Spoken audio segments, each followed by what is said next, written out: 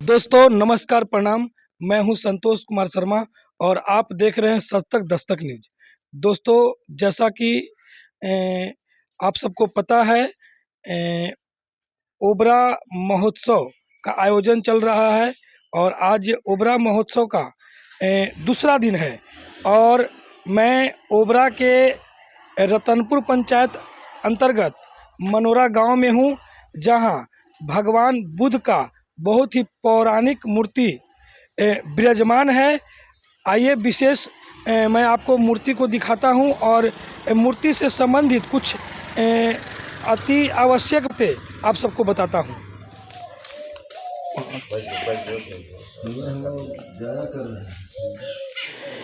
देख सकते हैं दोस्तों, यही वह पौराणिक बुद्ध भगवान का प्रतिमा है।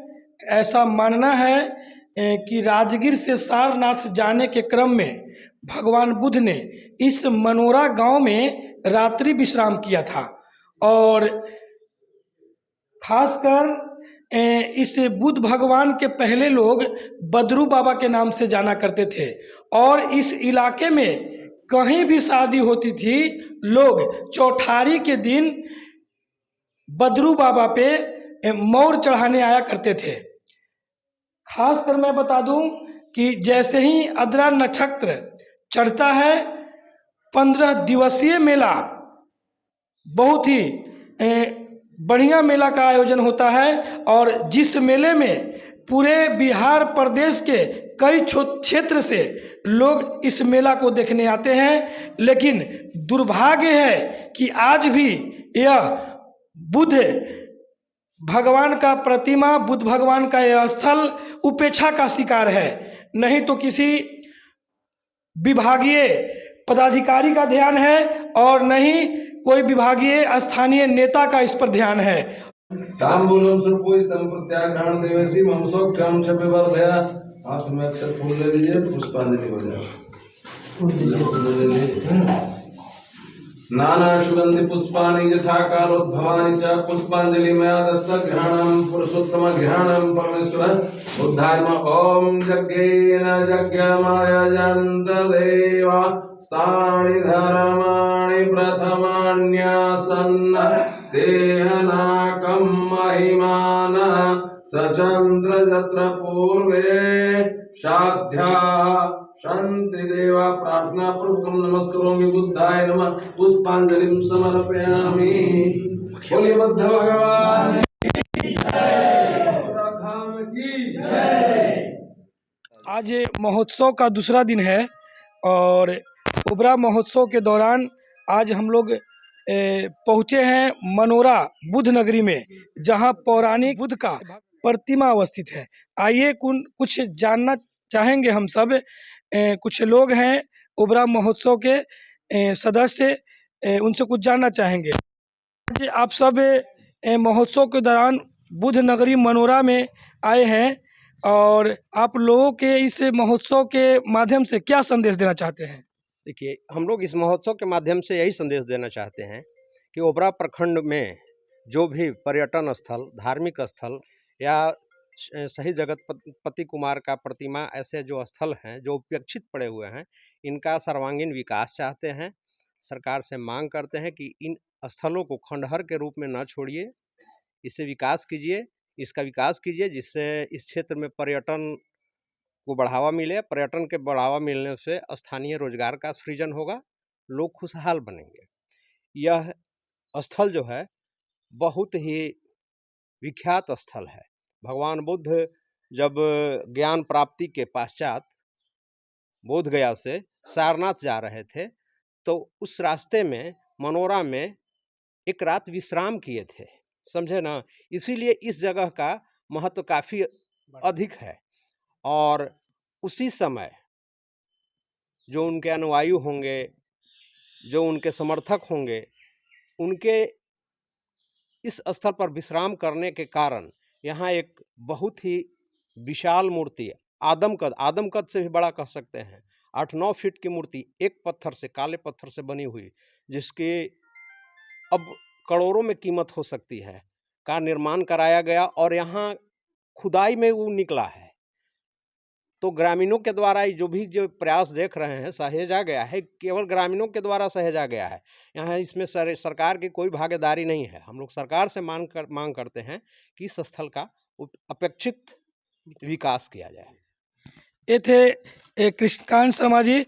आइए मैं आपको मिलवाता जो कमेटी के कार्यकारी अध्यक्ष हुए, और अब मैं आपको ले चलता हूं इस पंचायत के मनोरा रतनपुर पंचायत जो है, इस पंचायत के पूर्व मुखिया सिद्धेश्वर शर्मा जी हैं।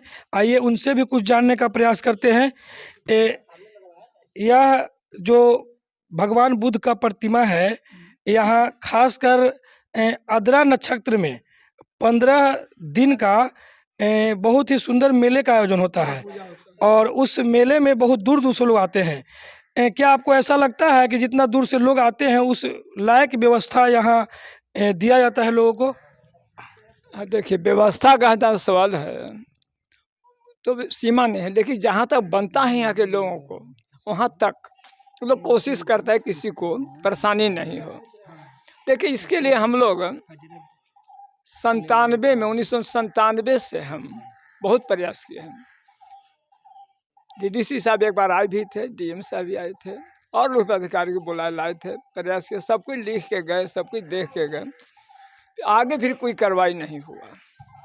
हम लोग सारनाथ तक गए हैं, और सारनाथ से साउथ कोरिया के जो शिष्य लोग थे, वहाँ के फॉलोवर हैं, उनको भी लाए, उनका अवलोकन किए, और जो नीचे लिखा हुआ है पाली में वो पढ़े, और पढ़ के हम लोग पूछे कितने दिन का है, कहीं की एज करीब 1200 से ऊपर, 1200 साल से ज़्यादा हो गया आपकी इस मूर्ति का। से अभी तक क्यों उपक्षित, बहुत आश्वासन दे गए थे, लेकिन फिर प्रयास हम लोग बहुत किए। सुरेश राम जी है, पर्यटक मंत्री थे, गाँव वालों से पूछिए, यहाँ पर कार्यक्रम था तो सुरेश राम जी पर्यटक मंत्री रहे, तो हम लोग सवाल रखा कि आप तो देख रहे हैं, वो पूरा आश्वासन दे गए बिहार सरकार, कुछ उसके बाद कोई पर सरकार का कोई इस पर कुछ नहीं आज तक हुआ। जो बनता है हम लोग सो करते हैं, जो है सब यहाँ जी, ग्रामीण के असर से ही। जी, ये थे हमारे पूर्व मुखिया जी सिद्धेश्वर शर्मा जी। एक जी हैं पूर्व प्रधानाध्यापक। आप इस NH 139 लोकन बिघा से मनोरा आने के क्रम में कभी देखे होंगे। बीच में एक सुलेमान कादरी जी का दरगाह भी है, और इस सड़क का स्थिति इतना जर्जर है, जबकि दो धार्मिक स्थल अवस्थित है इस मार्ग में। पहला सुलेमान कादरी जी का जो दरगाह है, और दूसरा भगवान बुद्ध जी का जो यहाँ पे पौराणिक प्रतिमा अवस्थित है। तो खास करके मैं आपसे जानना ये चाहता हूँ कि ये कहाँ तक उचित है कि 2 धार्मिक स्थल होते हुए भी और सड़क जो है उपेक्षा का शिकार है। कई बार तो ऐसा हुआ है कि प्रत्येक दिन इस गांव से जो गाड़ियां निकलती है विद्यालय जाने के लिए, तो गड्ढे में फंस जाती है। आप इस विषय में? इस सड़क के लिए 1 वर्ष पूर्व हमने लोक शिकायत में आवाज़ उठाई थी, और उसका परिणाम हुआ कि यहाँ जो ठेकेदार थे वो ब्लैक लिस्टेड किए गए हैं, बशर्ते कि इसका निर्माण जो होना चाहिए था नहीं हुआ है। और हमको ये नज़र में था कि इसका जो है उद्धार होना चाहिए। जो सड़क की स्थिति है बहुत दयनीय है, और मैंने इसका प्रयास किया हूँ, और पुनः मैं प्रयास करूँगा। मैं हूँ तो कुछ नहीं, लेकिन आवाज़ उठाने के लिए स्वतंत्र हूँ। और यह स्थल बहुत पौराणिक है। हमारे दादा वगैरह कहते थे कि भगवान बुद्ध यहाँ पर विश्राम किए थे, इसके बाद यहाँ मूर्ति स्थापित हुई। उसके बाद यहाँ जो कादरी साहब का जो है मज़ार है, वहाँ भी बहुत दूर दूर से लोग आते हैं। तो यह क्षेत्र पौराणिक धार्मिक रूप से बहुत उत्कृष्ट है, और इसे सरकारी स्तर पर उत्थान होना चाहिए था। जब अरुणीश चावला यहाँ जिला पदाधिकारी थे तो यहाँ आए थे, और विकास के लिए कुछ कदम भी उन्होंने बढ़ाया था। इसी क्रम में वहाँ नहर पर NH के बगल में जो द्वार बना है, बौद्ध द्वार, वो यहीं के लिए बनाया गया था, बुद्ध के लिए ही। लेकिन उसके बाद फिर कोई सरकारी महकमा इसमें प्रयास नहीं किया। और अब ओबरा के लोग, हम लोग मिल करके प्रयास कर रहे हैं कि यहाँ जो भी उपेक्षित स्थल है, जिसको बहुत पहले हो जाना चाहिए था, विकास होना चाहिए था, लेकिन नहीं हुआ है, ये सब यहीं के रणछोड़ यहाँ रणछोड़ बाबा थे इसी गांव के, उन्हीं का ये भूमि दिया हुआ है, उन्हीं का सब किया हुआ है। और हम लोग का आशा है कि इसको और विकसित किया जाए, और सड़क के लिए मैं प्रयास किया हूँ, आगे भी करूँगा। दोस्तों, ओबरा महोत्सव के जितने भी पदाधिकारी हैं वो संकल्पित हैं, और इन सब का साफ साफ कहना है कि हमारे क्षेत्र में जो भी धार्मिक स्थल है, चाहे जो भी वैसा स्थान है जिसका सर्वांगीण विकास होना चाहिए, संकल्पित है, उसका विकास लेने तक प्रयासरत रहेंगे।